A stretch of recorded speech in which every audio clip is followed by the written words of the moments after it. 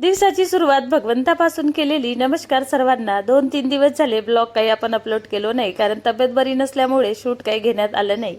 आज आपली भंडाऱ्याला सोलरची साईड आहे, म्हणून घरून इकडे ही सकाळी धावपळ चालू होती।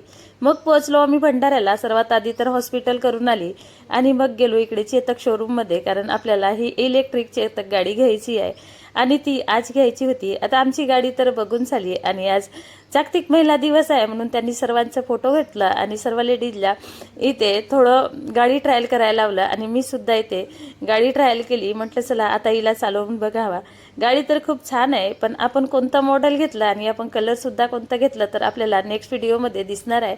आता आम्हाला सायंकाळी दोघीला मस्त न्यू कपडे मिळाले आणि आज अद्याला जी न्यू फ्रॉक मिळाली आणि ती तिला भरपूर आवडली, त्यामुळे ती भरपूरच खुश होती। आता तयारी करून आम्ही निघालो घरून। आता आम्हाला बाहेर जेवण करायला यायचं होतं। इकडे छान सर्वात आधी पापड घेतला आणि ते सुद्धा खाल्ला। आता माझी तब्येत बरी नसल्यामुळे मला काही टेस्ट वाटत नाही।